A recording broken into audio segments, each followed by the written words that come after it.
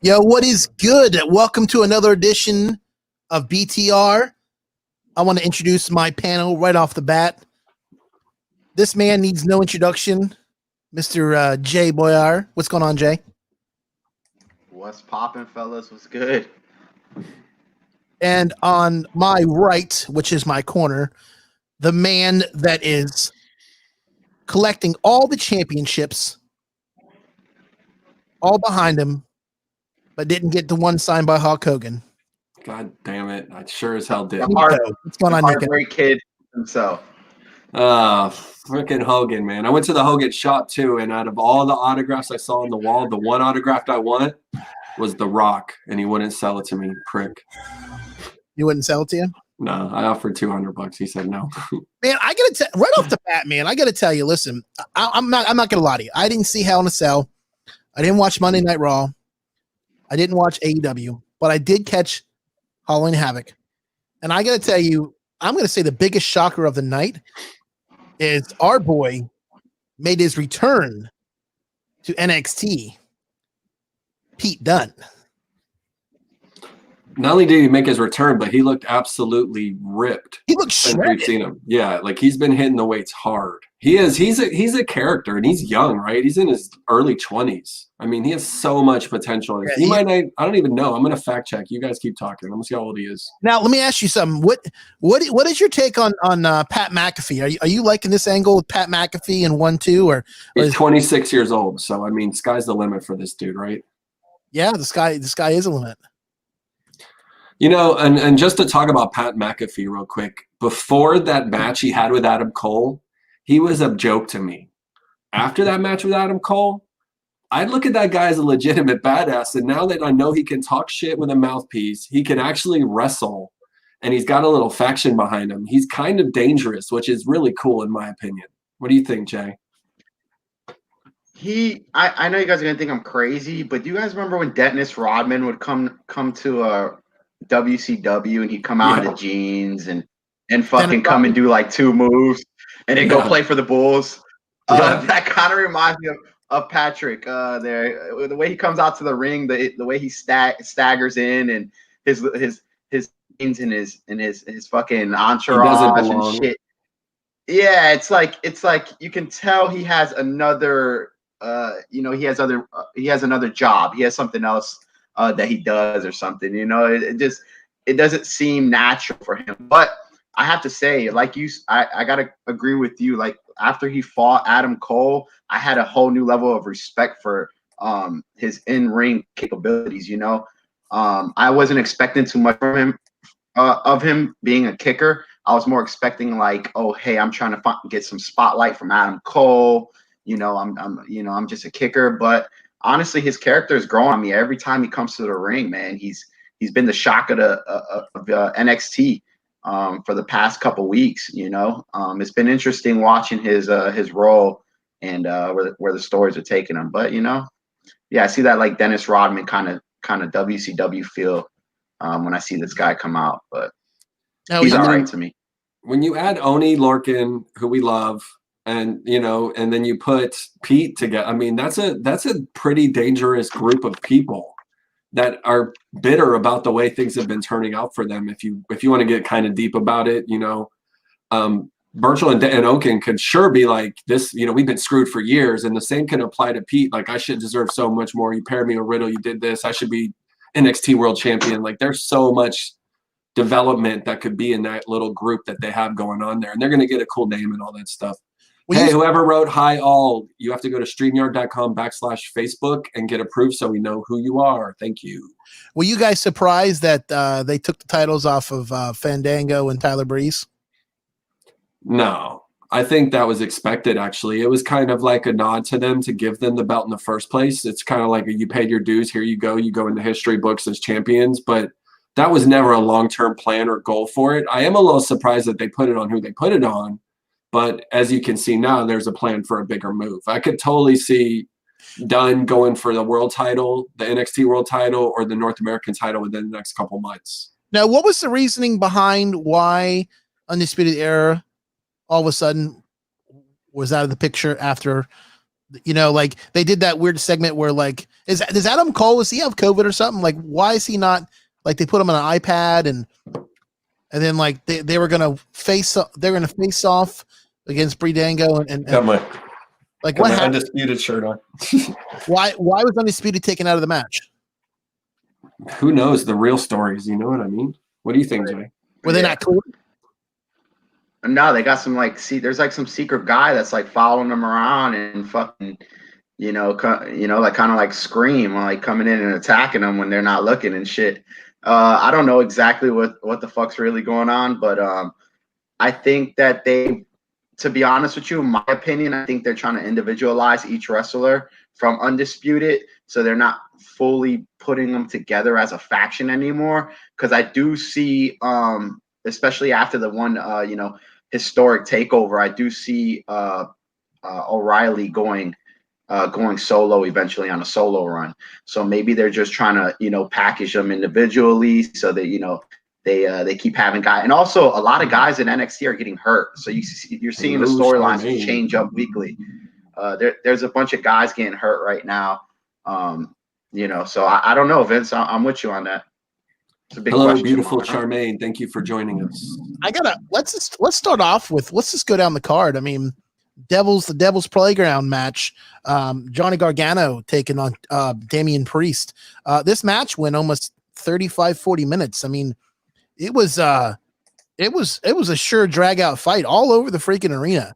I'm just shocked that they didn't give. I'm just really surprised that they took the belt off of Damian Priest that quick.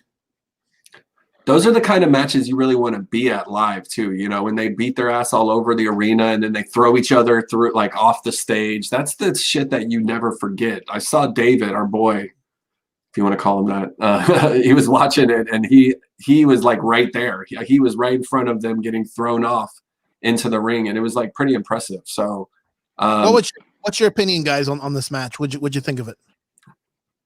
What'd you think, Jay? Honestly, when I was watching it, dude, I'm like, dude, this is the worst thing about 2020 for me. It's not being able to be there. I literally like wanted to like go to the PC and break in like Retribution or something just to watch fucking Halloween Havoc. It was God, let's do that. Let's go. The match was so great, man. Did you guys catch who was there 3 weeks and three times in a row now? Did you guys catch who's been there now 3 times? Let it go. I already know your answer. We did, but let's not go there. No name mentioning. But let's talk about the match. Let's talk about the match. Yeah, let's not go there because now you guys can't sit there and tell me, oh, she don't have the hookups. Bullshit. Well, of course. There's some people there that are gonna have. I wish I had the hookup. I wish it was me. I should have been nicer. I don't need to kiss people's asses. No. I should have been nicer to Megan. I might have got an email this past week. I'm not getting shit. Thanks to you guys, though, we're in. We could potentially be going next week, so we'll see. What do you mean? We find out. We filled out the form, so we'll find out tomorrow. We filled out the forms, and then I went back 10 minutes later, and it said that it's full. So I was like, "Oh shit!" You and I are gonna go there. We're like, "Hey, we're ready." Yeah, you know what though? Blowing our noses all over everyone. Snot rockets. You do know that you have to take a COVID test on that Tuesday, right? I don't have COVID. I just got tested 2 days ago. No, I know, but I'm saying though, like Whip Coors, what's up? Thanks for joining us. Hey, if you guys have any questions, put them into the comment section. This is going to be more of a free for all. We didn't do our normal breakdown of Raw and SmackDown and all that shit. We're just going to talk tonight. We're going to go over Halloween Havoc match by match because you know what? At the end of the day, this crew was formed from NXT. We wouldn't even know each other if it wasn't for it. So let's do it. Let's talk about NXT. And honestly, I agree with you 100% that they took the belt off him, and because he's only had it for a month or so, a couple months. But Gargano can carry that belt anywhere, anytime. And right now he's hot as a heel. Probably the top heel in NXT. And if they would have gave the belt to Candice like I thought they were going to do, that would have been better. That would have been that better. power couple could have been money. It still could happen. But I'm just very surprised they didn't do it on that night. We're not going out for Halloween, Charmaine. Well, Jay might. I'm not going out. Last year I was Karate Kid, Cobra Kai. I have the outfit. Maybe I'll just dress up and hang out at my house. So what was that other match, the House of Terror match? It was Dexter Lumis and Cameron Grimes. Listen, I'm going to tell you this. I wasn't a big fan of when they actually went into the house. I think it was too much of the camera just going all over the place.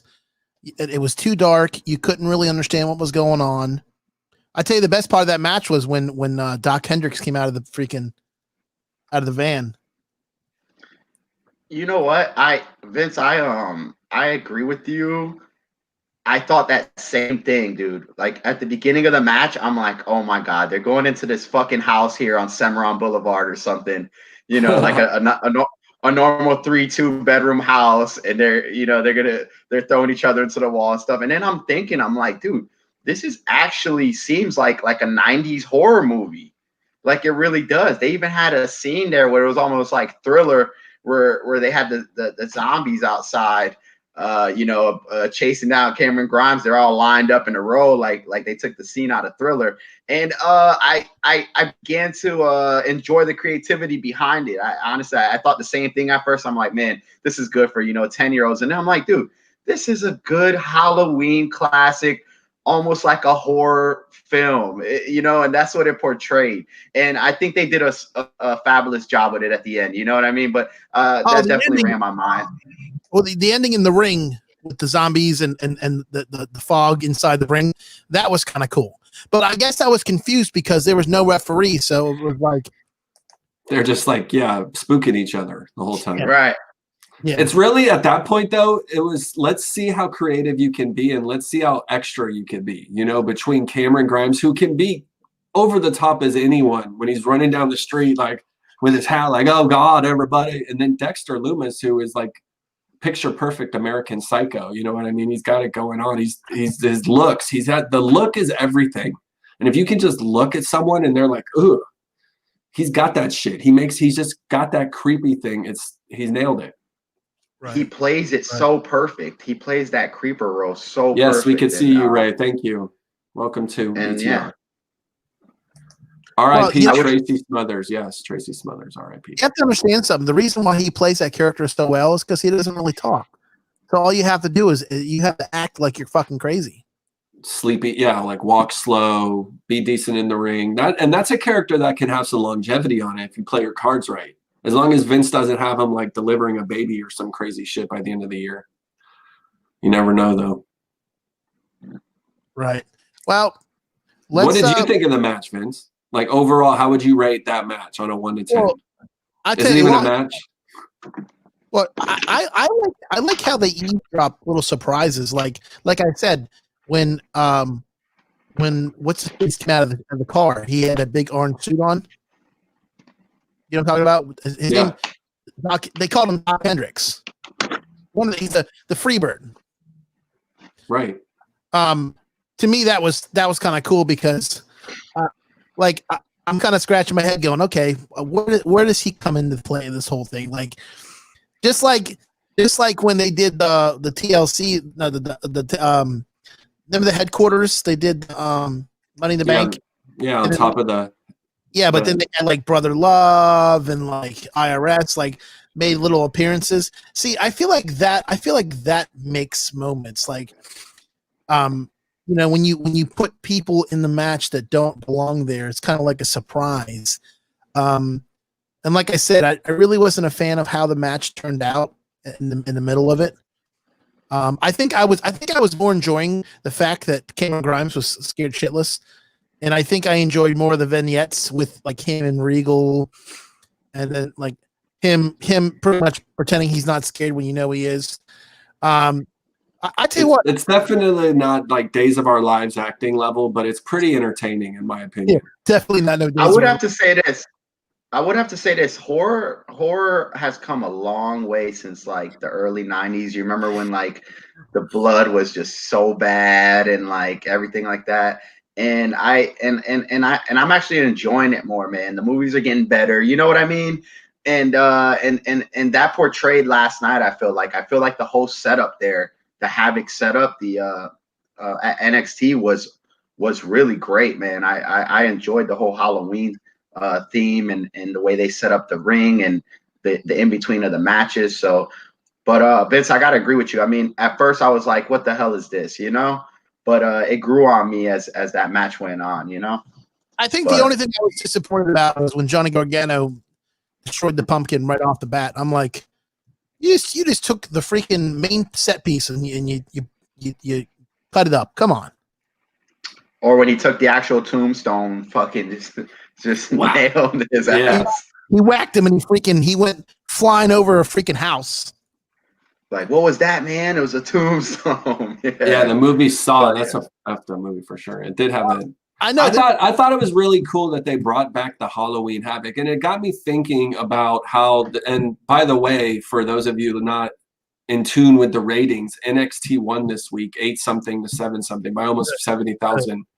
So they beat AEW this week. They had to do a pay-per-view style event. Yes, AEW's ratings were, or their tenure, their card was leaked. But at the end of the day, NXT does win. And I think this is a sign for NXT to have a lot more of these themed pay-per-views, because there's a lot of names out there that could be used and make it more interesting just for the simple fact it's being used, just like they did last night. Halloween Havoc, they got Starrcade. I mean, Starrcade could be a strictly for TNA kind of, or for NXT event. You know, that shit isn't used correctly. They got, what are the other ones? Great American Bash, Bash at the Beach. They have all these other things they used to have. I wonder why they turned to older pay-per-views only for NXT. Like, I wonder what the premise is, because like they do War Games. I tell you I'm the one I'm looking for them to do is World War III. That's the 3 rings. Do they have enough people? Do they? That would be fucking awesome. World War III would need to be between all 3, between NXT, Raw, and SmackDown. It would be really cool. It would be really, really cool. Yeah, it would be pretty cool to see that, actually. I agree with you. Well, let's get into a match that I know Jay is probably a big fan of. Rhea Ripley taking on Raquel Gonzalez. What'd you think about this one, Jay? You know, for a moment I thought Raquel had it. For a split second, I really thought Raquel was gonna be the victor out of this. But shows how good Rhea Ripley really is in the ring. And to be honest with you, man, she's young. You know, I keep thinking to myself, you know, what is WWE doing with her? Because, you know, after her little run that she had when we were all there, you know, screaming, hooting, and hollering, and it was such a great time at NXT, she like died down, dude. She went from like, you know, 100 miles an hour just to like 0. And I'm like, dude, what's going on with her? And I see it all over the internet. Triple H is just babying Rhea, man.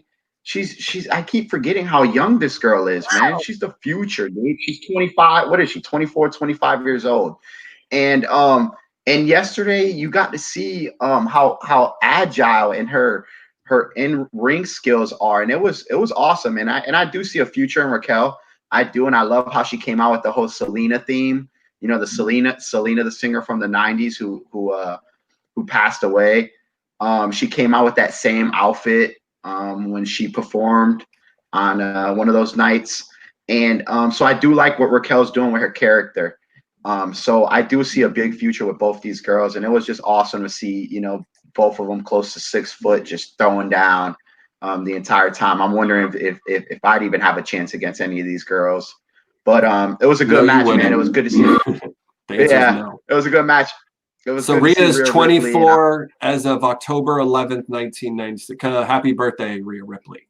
just turned 24 earlier this month. So she's 24 and Raquel's 29. So both of these girls are very young, very talented. Obviously, Rhea Ripley has big plans in professional wrestling as far as Vince and everything. They had her against Charlotte for the title at WrestleMania. So there's no doubt. Cool belts, bro. Thanks, man.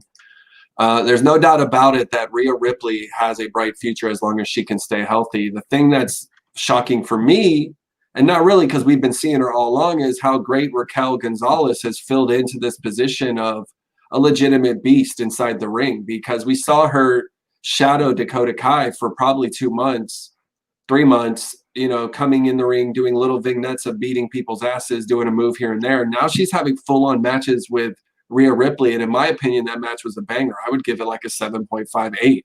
I thought they did really well. And that doesn't even go ahead. How do you guys feel about? I know this is steep and it's very bold to say, but how do you feel when people say that they see Rhea Ripley being a next Triple H? How do you guys feel about that? Do you see that? Do you think she has that? Honestly, yeah, I've had people. She does the whole water thing when she comes out to the she gets on the ropes and does she got the whole rock star thing, and she comes out just like the King of Kings. I've had people compare her as a girl version of Triple H. I know that sounds like a bold thing. Do you guys think she has that kind of star power in her future? You think it's that bright? Triple H is a whole nother level of star power, though. I mean, he's just like he's on a different planet. He's like creator at this point. He's up there with Vince McMahon deciding what the future of World Wrestling Entertainment is going to be. But yes, the sky's the limit for Rhea Ripley. She is destined in position to be the next, crazy to say, the next Charlotte Flair, who's already won the belt 15 times at 30-something years old. I mean, she is that good in the ring. She's young, and there's so much potential. What if Tessa comes over? Rhea Ripley and Tessa Blanchard are going to have some crazy match. What if Thunder Rosa comes over? Think about Thunder Rosa and Rhea Ripley having some matches. And then, by the way, I love AEW, but if Thunder Rosa leaves, the women's division is screwed, because she's your shining light right now. It ain't Britt Baker, right. That's for sure. I got to tell you this. I hate to be negative, but I don't see any potential for any NXT superstar moving up on the roster. And the reason why I tell you that is because look at Keith Lee. They got nothing for Keith Lee. Nothing. They're taking Keith Lee. Just like I told you, Jay, you guys kept telling me he's going to be a big star. I told you there's going to be a time where they're going to have nothing for Keith Lee. And I guarantee you, the smartest thing is to move him back to NXT, because I mean, really, what else could you? I mean, just like look at all the people that have gone over. Aleister Black, star. I mean, Ricochet, star. I mean, look, they've shit on all these guys. They've shit on them. So I feel like they're gonna just shit on Rhea Ripley. Like they're just gonna. Listen, if you leave NXT, you might as well just fucking kiss your career goodbye. I mean, Keith Lee isn't in here to be an NXT wrestler. He's trying to move up the game, go to WWE, Raw, SmackDown, become a world heavyweight champion, and do what he wants to do. He's not. NXT is great if you're there to be a transitional, like a Gargano doesn't have dreams like Keith Lee. They don't sleep at night with the same vision of what they want for their future. You know what I mean? Gargano's like, life is good. I have a paycheck. I got this hot lady next to me. I'm really happy. Keith Lee's like, I want to be the WWE World Heavyweight Champion, and I'm not sleeping until I get there. He is far from that, but he's also far from a jobber at this point. He's fought Randy Orton. He's fought Drew McIntyre. He's feuding with fucking Braun Strowman. This guy is not a joke, and you guys are acting like he's buried when he's far from it. It's like everyone wants to go quick to buried when he's on TV every single week. He's figuring it out. Yes, he lost his song, but that's because of the CFOs, and they can't legally use it anymore. Yes, he's changed his outfit, but that's because Vince doesn't want the vision of a chubby person like that. He likes to cover him up. It is, except for Otis, of course, who he wants his belly out because he's a comedy act. But at the end of the day, it's really important that this goes Keith Lee's way because he does have the talent, and we all know that. Plus, on top of that, he actually has a pretty good mouthpiece and can talk in the ring as well. Oh, of course, but I just don't like how they change his character. Like, there's no like bask in your glory. Like, there's, you know what I mean? Like, it's not like it was when he was in NXT, man. Like, I feel like, you know, it just like I said, Aleister Black. You take Aleister Black and you freaking turn him into some fucking pirate. Fuck is You that? know, the thing about Keith Lee is that he had all the momentum in the world, man. He really did. He had both the belts. He was super over, and he was on top of the world at NXT. And they kind of, you know, they took him and stripped him of both the belts and stuck him in the mix. So Yeah. I can see where fans would be upset about it. You know what I mean? I could see both sides of it. Definitely, they took away his song, and they're basically, but they warned him. They told him, man. They supposedly they told Keith Lee, if you don't slim down 20, 30 pounds, we're going to change your character up a little bit. You know what I mean? So he had the opportunity, and he knew that he was getting called up. So I agree with Vince, but I also see both sides of it. You know, and I see a bright future with him. Not so much for some of the other guys, though. I gotta say, not so much for some of the other ones. But we'll see what happens. I really don't think he's buried at this point, and we're a little premature on that that assignment of loserness, if you will. Yeah, he's not Ricochet buried. You know what I mean? Like he's not at that level yet where he's on main event. You know, just fighting for it. Yeah, poor fighting for a Ricochet. spot on hurt business. Hurt business. I do want to talk about Hell in a Cell, Vince. I know you said you missed it, but it was actually a pretty good pay-per-view overall, especially the first match of the night, Roman Reigns versus Jey Uso, Hell in a Cell I Quit match. We got to see a lot of the new Roman Reigns character. We got to see emotions. We got to see the man laugh. We got to see the man cry. We got to see the man teach lessons to both Jey and Jimmy Uso this time, put them both in chokeholds. And then at the end of it, I don't know if you know what happened, but he actually got the head of the table sign off from the old timers within the pack. Yeah. So this match was actually pretty great. If you're going to go back and watch shows, I highly recommend you do go watch Hell in a Cell because this match was good. Drew versus Randy was good, and Bayley versus Sasha. They were all pretty decent matches. But this match in particular, yeah, all three were Hell in a Cell matches. Vince, you know, and people could disagree with me, but we had two of the best matches of the year in this pay-per-view. Bayley and Sasha.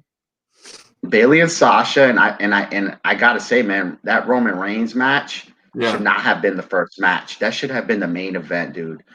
He should have been with the lay at the end. Him with that should have been the end of the show for sure. But I don't think they were expecting that to be as hot as it was. Right, yeah. I think the expectations were a little bit lower, considering Randy Orton. And you know, I don't mean to jump around, but Randy Orton matches can go a little bit long. You know what I mean? They can feel kind of dragged out a little bit, if you know what I mean.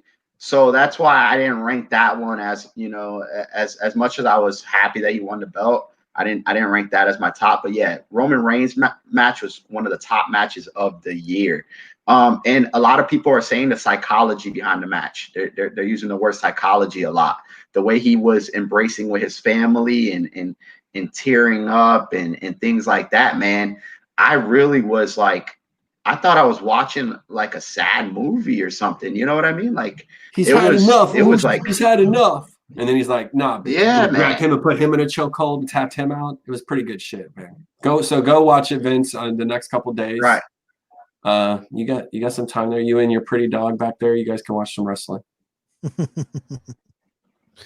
They usually fall asleep when I put wrestling on. So.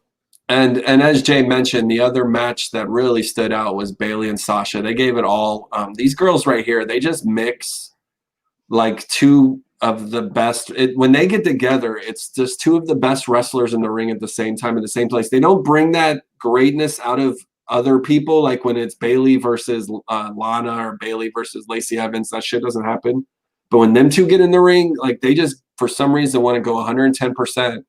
And some of those spots through the kendo sticks, the knees into the cage, a lot of really big spots from these two ladies, really telling me that they're two of the best in the world. They really are. They deserve that top 5 ranking. I don't know. I was amazed by how good Hell in a Cell was, because you're used to it being mediocre, but it was actually a really good pay-per-view. You're making it sound like I should sign off now and go watch it. You should. He just leaves right now. He's like, fuck this, I'm out. Screw you guys, I'm going home. That's funny. Well, all right, now what? We're 30 minutes in and we're done. One match we didn't talk about NXT that we have to talk about is the Women's Championship match. Candice LeRae versus Io Shirai. And tables, ladders, and scares. The tables, ladders part was amazing. The scares was a little ridiculous, especially when she started getting beat with an arm and a leg, literally. But the match itself was Candice LeRae is one of those girls. We already know Io Shirai is amazing, but Candice LeRae is one of those girls that she is improving every single time in the ring, and she's getting really good at being a heel.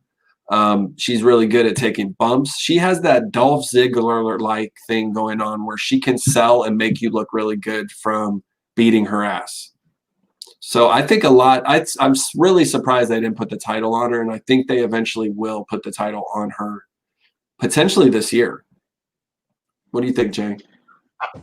I don't see that happening at all.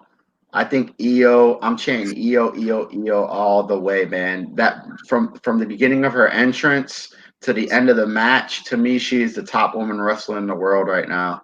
I would say that match was right next to Bayley and Sasha's match, man. That was an incredible match. And it just goes to show you how good Io Shirai really is. And Candice LeRae, man, at first, when I first saw this girl, I had no interest in her at whatsoever, man. You know, I couldn't wait for her matches to end. But this new gimmick she has with her and Johnny wrestling is the best thing I've seen from them in ever. I think these new characters that they have as a couple it's unstoppable. It was a great pay-per-view overall, man. If I had to rank it out of 10, I'd give it up. I'd put it up there like an 8 or a 9. You know, some of the in-between matches could have been a little bit better, but it was great, man. It was a great main event. So Io Shirai all the way, man. I don't see her losing the belt for a really long time. Isn't it a shame that only 836,000 people saw Halloween Havoc, but 2.4 million people watched that shit on SmackDown or that crap on Raw? You know, I mean, like, yeah. You're watching the wrong show if they want to watch good wrestling or quality wrestling. You don't ever hear us say that Raw was an 8. When's the last time we said Raw was an 8 or a 9? You know what I mean? Never. Right. I have a question for you guys. All right. So Matt Riddle fights Sheamus on Raw, and he lost the match. Did you guys watch the match? Yeah, they're stiff. Both of them are in the ring. They're stiff against each other, and they're just stiff in general. Okay, so Matt Riddle loses the match, but was that really a loss for Matt Riddle? Or was that a win at heart? You know, was that a win for the fans? Was that like how'd you feel about that match? Because I thought that match. It was basically the main event. It was right before Matt Riddle and Sheamus, and these guys are fucking throwing down, man.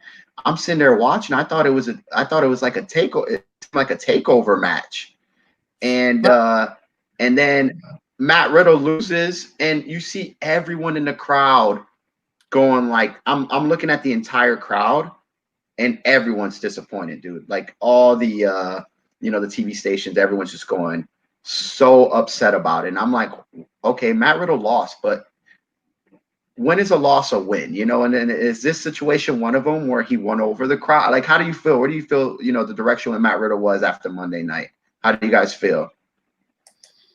He's another one of those things where you're going to say he's buried because he lost, and it's far from that because he's, again, competing every single week against top-notch. I mean, Sheamus is a former WWE World Heavyweight Champion, and he got to have I don't know the exact number, but let's say an 8 to 10 minute match with Sheamus in the ring, showcasing his skills. They're both hard, heavy hitters. So that match itself was general. That was an absolute win for Riddle. And it's actually, I thought he was going to be on Team Survivor Series, but it makes sense for Sheamus based on who's going to be on the team. Riddle didn't make sense. But in the beginning, I thought for sure he would. But it's just not his time right now. He's still getting his legs, his sea legs, if you will. And if you really think about it, this journey of him losing and evolving and eventually winning is the thing that storylines are made of. When he becomes the WWE World Heavyweight Champion, which I think all three of us believe he will be one day, that's going to be a hell of a story, because we're going to say, remember when he was fighting Sheamus and got his ass beat? Now look at him, broing out. Well, I gotta agree with you, because even when Riddle loses a match, it's still a good match, because he doesn't just have a mediocre match. He has great matches. Right. He really does. He has really hardcore hitting matches where he wants to, like, let's play his music while we're talking. It's only fitting. Riddle himself has really been giving the 110%. You can tell because he's used to going in matches in NXT where he was just going in, beating ass and leaving. And now he's not able to do that. He's actually fighting guys who, in Vince McMahon's crazy little mind, are equal or better than him. So he's then they're going, okay, we're going to have Sheamus and we're going to have Riddle have an 8-minute match, but Sheamus is going to go over at the end. But this is a good moment for Riddle. And he's going to tell him that way. Like, this is a good opportunity for you. You know, that's the kind of shit that Vince will do for him. And then, like we know, as long as Vince likes you, you're good. As long as Vince McMahon's alive and he likes you, you're good. And that's all that matters at the end of the day in WWE. That might change at a certain point in time. But as long as Vincent Kennedy McMahon is a fan of you, you will still be on the show. And if he's not a fan of you, your ass will be in catering or in AEW. Hey, there's nothing wrong with catering. I wish I was in catering right now. That sounds pretty good. TNA has some pretty decent catering. I'm not gonna lie. They would always have like some burgers and a salad with some like dressings. It was pretty. I think it was actually Universal that did it though. Now that I think about it. Oh yeah. Listen. Universal's not going to let anybody else come in there and fucking do anything. It was Universal's catering. Now that I think about it, and their burgers fucking suck. No, it was good at 22 years old. When you're a little shithead, you're like, damn, free burger. I'll eat two. I gotta tell you, Alexa's creepy performance on Raw was gold. I would agree. Great point. Hey, listen, I got to tell you one thing about Universal. I don't know if you remember this, but a couple years ago they had this bracelet. You spent $10 on it, and it was all you can eat all day long. And I fucking went with some buddies, and we all ate for fucking $10 all day long. Any of the fucking places, burgers, pretzels, hot dogs, all that shit. Fucking fries. It was fucking beautiful. Did you ride the Hulk and puke everywhere? Because that would have been fitting. I don't ride that fucking shit. You don't ride roller coasters? Come on. Can I just tell you, I got stuck on Spider-Man. Oh, Spider-Man's pretty cool. Yeah. So I don't really ride rides anymore. I just, when I go there, I'll drink and I'll go watch the shows. I'm not gonna put myself in fucking endangerment again. True. So obviously we're not as prepared as normal. Let's ask some random questions. If you want to ask questions in the comments section, we will go ahead and answer those at this time. I do see Maddog joined us, so we can do the news in a little bit. But go ahead, Jay. I have a one-off question.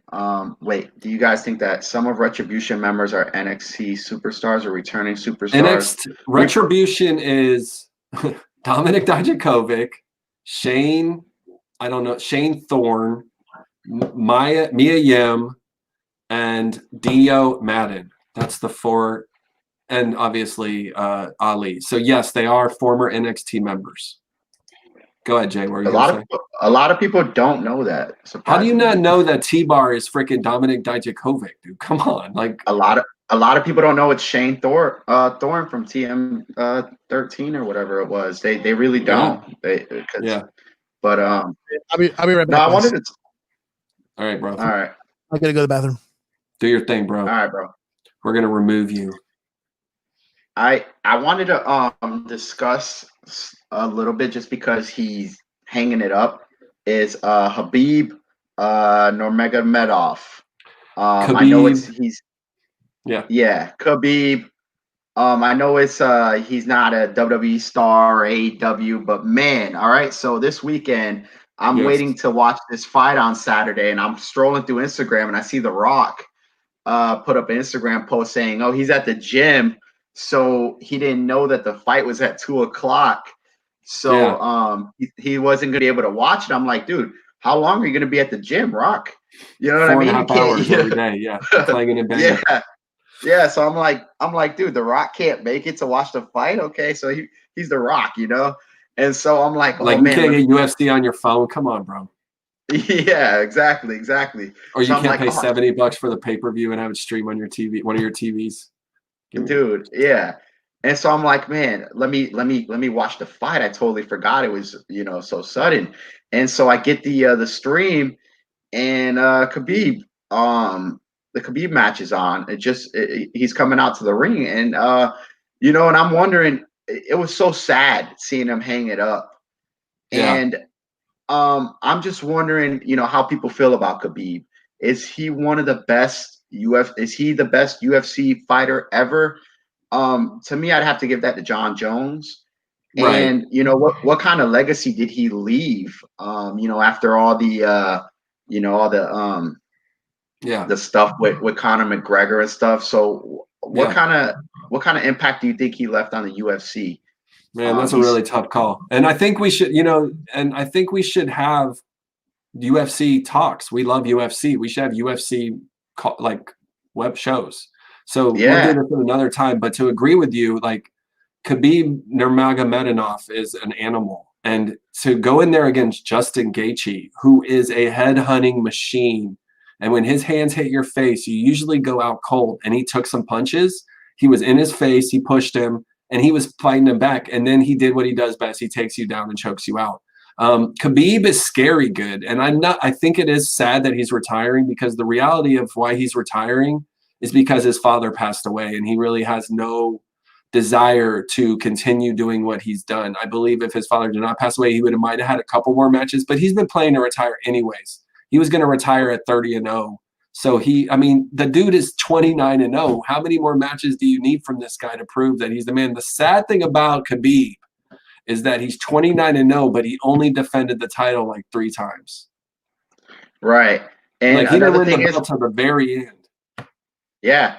Me personally, I need to go on a solid number, man, on an even number. I'm not going to retire. Right. 29-0, you're going to bounce to 29-0. But what would be next for Khabib? Yeah, Conor, you can fight Conor and get a payday, but you already know you're going to beat Conor's ass, because Conor has no ground game, and you're the best in the world at the ground game. So who could he fight right now? That would be, and then John Jones, that would be hell of a fight, but John Jones is so much bigger than him. He would destroy him with elbows. Right. So, and then Khabib's wrestling wouldn't work with John Jones's wrestling, because John Jones would beef up to 220. Unless the catch weight was like 190 or some crazy shit. But I don't know. Right. I'm going to miss Khabib a lot. I do think his matches are a little slower paced than what I like to watch. I'm more of a Derek Lewis heavyweight knockout artist kind of guy. But you got to respect the way Khabib dominated the ring. He dominated. Yeah, man. I don't see him coming back for anyone. Maybe George St. Pierre, man. What was his record? It was up. Mayweather has paydays. Mayweather will have another payday. I heard Mayweather was fighting one of those brothers, Jake Paul or Logan Paul. All right, let's bring in Maddog and let him do the news, and let's get the hell out of here. All right. Maddog, what's going on, buddy? How you doing, man? How you doing? I'm good. I'm good. Got the welcome to Behind the Ropes. So it's good. Right. So give us the news, my man. Right. So some breaking news right off the bat here. Turns out that AJ Styles and Mia Yim are both done with Twitch. Turns out WWE have actually gotten stricter with the third streaming platforming. As you guys know, back in I reported on this a little earlier in the month, or maybe even last month, we reported on this a little bit about how WWE is going to crack down on them. Now they actually started doing that at the end of October, which was funny because they said they were going to do that in the beginning of October. Now they're doing it actually in the beginning of November. They're cracking down. So AJ tweeted out not too long ago in his Twitter that he's done, and Mia said she's done for now and she's not done for good. So we'll see where that goes. That's unfortunate because AJ Styles makes a pretty decent chunk of change from his Twitch account. He has thousands of people watching him play video games, and it's easy money because he likes chilling and talking to people and playing video games. So this is one of those moves by Vince McMahon that is really frowned upon, in my opinion. I don't think this is a good move for him to want to monopolize the point where he needs all your money and your extra money. Because if you create a Twitch account and in your spare time you are Twitching or doing whatever you're doing, TikToking, that's on you, and your talents that you are paid for doing that should be your separate money. A person like AJ Styles could probably go to Vince and probably get permission to do it, but he just realizes it's not worth it. He's only got a couple years and he'll be back. That's a good point. Up. I see Real GDS said up, down, down should be safe. Up, down, down's affiliated with WWE. Yes, they're actually. That's why they will be safe. Yeah, they are actually have the YouTube channel. They're broadcasted. Right, like Twitch gets a like AJ Styles gets a paycheck from Twitch, like PayPal. So I mean, it has nothing to do with Vince McMahon, and that's where he hates it. So. That's interesting, though, and that sucks for them. You know what, guys? It does. You know what, guys? I'm going to make an immature statement, and I'm going to blame Lana for this shit. I'm going to blame Lana. You know why? And that's an immature statement, and I don't care if anyone says I'm immature for blaming her, but she is nonstop dancing and wiggling around and doing all this and that all online, and people are tired of it. People are sick of it. And then she goes over to Natalia's house, and she goes with Dana Brooke, and she gets everyone on there. So she's like, I got 1 million followers. I'm like, dude, you're twerking in your panties. Like, stop acting like you got talent right now. Like, go get ready for the wrestling. Yeah. But here's the thing. Lana isn't destined to be a WWE Women's World Champion. She's destined to be in Hollywood. That's her goal. Her goal is like famous and making money and Twitching and things like that. Miro makes a shitload of Twitching, so he's laughing right now, you know? Yeah. Speaking of Miro, he actually commented on his Twitch stream that he says AEW does not need Brock Lesnar at all. He said they'll be fine without him. So that was something definitely wanted to bring up there. Now, the biggest thing you guys probably asked me, what's the status of Thunder Rosa? I know you guys were talking about her earlier. Here's what I know. She's still signed with NWA Wrestling as far as my knowledge goes. AEW uses her from time to time, and it turns out they want to use her more, but they can't because she's still signed. WWE has interest in her, but that's all I have right now with her contract. She's still signed to, even though she dropped the title, I believe over the weekend or on Friday. I'm not exactly sure when she dropped the title, but she just dropped her title. She's still signed under the National Wrestling. So, yeah. So that's one of the biggest things. It was like a day ago. Where do these rumors come from? Where does this shit come from? People just make shit up. They're like, oh, yeah, everybody's making everything up, and that's why I'm on here to clear it all up. Now, this is 100% confirmed. Survivor Series will only be SmackDown and Raw this year. No NXT. As you guys know, last year NXT did the invasion, kind of like what DX did back in the late 90s during the Attitude Era, kind of. So the NXT, they invaded SmackDown right before Survivor Series. That's not going to happen this year. NXT is not involved. WWE Superstar, you guys talked about her earlier, Rhea Ripley. She actually made a funny comment on her Twitter in a Q&A. She said that SmackDown Raw are just sore losers and doesn't want NXT there. Reality, it's all Vince. As you guys know, it's Vince McMahon not wanting NXT being part of the show this year. So that's I think for me, you know what? Like, go ahead, Jay. I wanted to go back to that second rumor with the whole Miro and Brock Lesnar thing. You know, I think it's unfortunate that Miro had to say something about that so negative.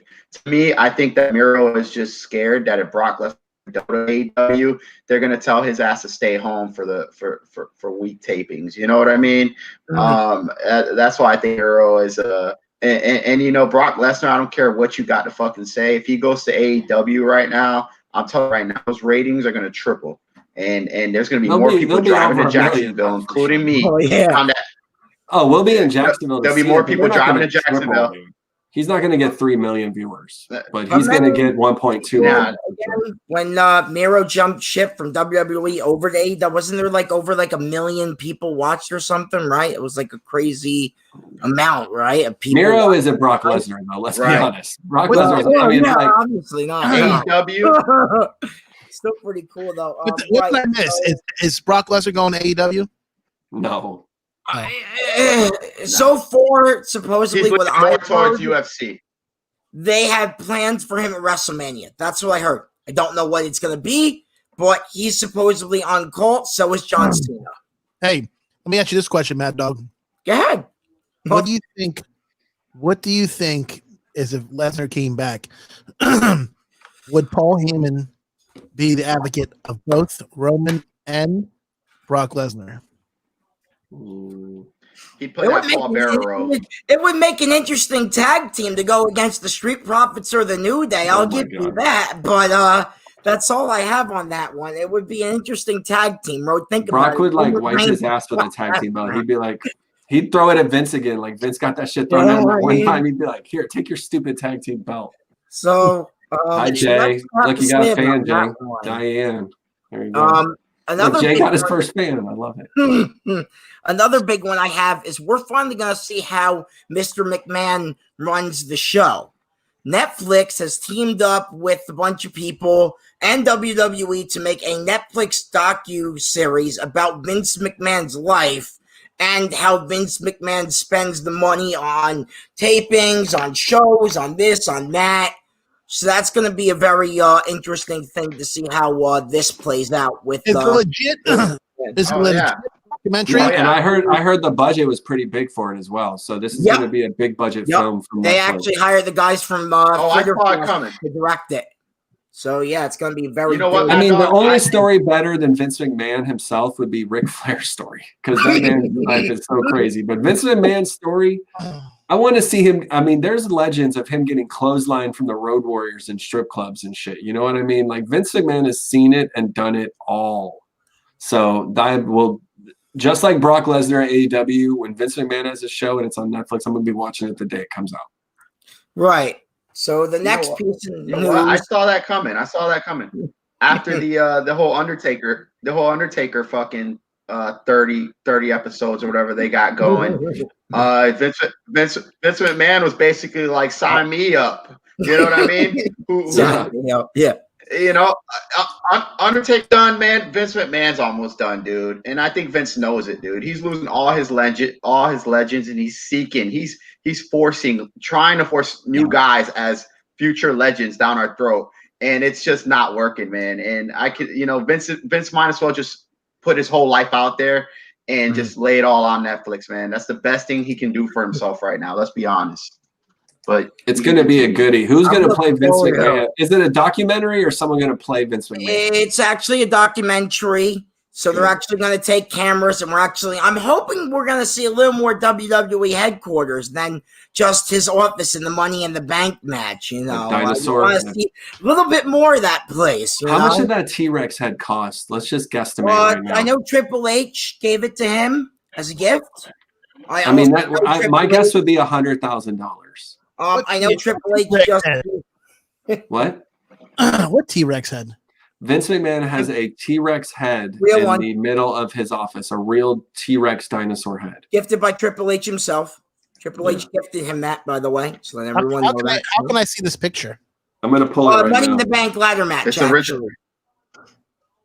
I'm going to pull it right now. You remember when AJ ran through the office? It's fossils from a T-Rex. It's actually it's there. It's him. It's AJ Styles, Daniel Bryan in his office, and Vince. There it is. Oh, there's nice. the T-Rex picture. That's real. Yeah. That's a real T-Rex head. So that's what it looks like. That's kind of crazy. And he actually got so mad, according to reports I heard, he was so mad that they filmed in his office because they were afraid that the AJ and Daniel Bryan were actually going to go and destroy that. Because remember, they were wreaking havoc all over that place. So when it came to the office, Vince, that's why he made the cameo. He said, "Get out of the office." So that's kind of the story behind that whole thing, because Vince didn't want them playing around with the real T-Rex head there. So And WWE better not fucking block us for what I just did right there, for showing 5 seconds of a picture. 5 seconds of a picture. Dickheads. You guys are dickheads. Okay. What else you got, Mad Dog? Anything else? Yes. As you guys know, there was a Scream person in a Ghostface mask to help Candice LeRae last night. That person I can't confirm was most likely Indy Hartwell, and supposedly she is quarantining because she might have COVID-19. The status right now is a bunch of NXT superstars also may have COVID-19, who, according to Meltzer, last Friday, whoever's in the gym training at the NXT Center or the Performance Center has to quarantine. Hartwell was there. We know she was at Halloween Havoc last night, and now she's quarantining afterwards. So that sucks. It was supposed to be Hartwell. I don't know if it was actually her because she's quarantining, but the whole thing was supposed to be Indy Hartwell. She was supposed to take off the mask afterwards. What I heard from the stories, or what the sources I've heard, she was supposed to take off her mask after LeRae won that title last night. And that didn't happen because she's quarantining with a bunch of others. I don't know who else is on the list. They didn't say except for her. So hopefully Jay and I are on the list to go get up in that quarantine crock pot next Wednesday. Best of luck to you guys. I have one more piece of news, but I have to save it for another time. I know a couple people actually commented in the stream. I was looking at the comments about a certain name change. Go for it. Tell it to us. We know what it is. Go ahead. I will say that this person, Matt Riddle, is now just Riddle, and he's actually, the reason why this name change happened is because he's actually won Vince McMahon's favor. Supposedly, I'm going to tell you right now that that's the stupidest name change I've ever fucking heard in my whole life. Vince McMahon and Triple H. Why would you change his name to Riddle? It's so stupid. You guys do this shit all the time. What do you think, Jay? Vince, what do you think about this bullshit? You guys know him, so you guys would know how he would react to it. Supposedly, he's fine with it. According to a tweet. So I'm wondering why. Is it because he has a Matthew as his first name? Is that why? Because he's like a normal. I think because normal American. Vince McMahon can't own the name Matt Riddle because Matt Riddle owns the name Matt Riddle, but he can own the name Riddle. And this is all a marketing thing. This is a marketing branding. Vince McMahon did the same shit with Andrade. He did the same shit with like everybody. Then he do it with Cody Rhodes. He this is how Vince McMahon does. He wants to monopolize everything. You can't play Twitch. You can't do anything. And that's why we're here to talk shit about it, because if we don't have freedom of speech, no one does, damn it. Yeah, I agree with that. Well, that's why a lot of the people leave, though, that they go to where AEW, you can go to other promotions and you can Twitch, you can Cameo, you can also get a shitty paycheck because WWE pays way better than AEW overall. Sure, like Kenny Omega's getting some money, but like, what's the perfect 10 making a year? You know what I mean? He's not making as much as. How did Impact pay you? Yeah, Impact paid $100 for 12 hours. So I don't even think that was legal at the time. They were ripping me off. It was more than 12 hours too, but it was. You sound like a prostitute. The problem was that I would go to the bar afterwards and spend $100, so end up just working for free the whole time. And free drugs in the back. Yeah. Oh god, the drugs. No drugs. Just kidding. If anyone's listening, oh man, I don't know. I don't know about the name change. I mean, I'm on the fence about it. It's like, every UFC person that's come into WWE, they've been called by their biological name. Brock Lesnar, everyone basically, Cain Velasquez, whoever it is, to take Matt Riddle's name and nice, very nice shirt. And call him Riddle. I hope that WWE has a bright future ahead for this guy. I hope he's on TV every single fucking Monday after this. Because you're taking a guy who you had Kurt Angle basically present as a next legend, and he's losing his first couple matches. They would have not done that with Brock Lesnar. He has a lot of Kurt Angle similarities too. Now that I think about that, him and Kurt Angle are kind of like the same beast in the ring. That's a what very I've good been comparison. hearing Right. is they want to repackage Riddle into this Riddle character. So we'll see how it goes, I guess. Here's the problem. Vince McMahon's 1 week away from going, let's call him the Riddler. Next thing you know, fucking he's coming out doing some Riddler shit. And I then, think like, that's trademarked under Warner Brothers. So I don't you think never we know can with do Vince, that. though. He's so insane. All Or right. DC Comics owns that. I don't know. Either Warner Brothers or DC Comics owns the Riddler. So I don't know.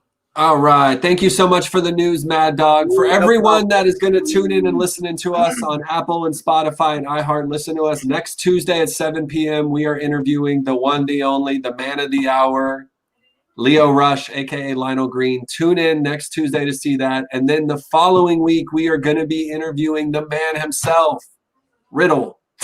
That's Get new to name. ask him that question. I can't do the name. He's Matt Riddle to me from now on, but whatever. We will be also having him in the near future. So check us out at a special time next week. We probably won't go live Thursday, but we'll be on Tuesday at 7 with the man of the hour doing what we do best. And thank you so much, everyone, for joining. We are Behind the Ropes. Have a great night. Peace. Bye. Bye, everyone.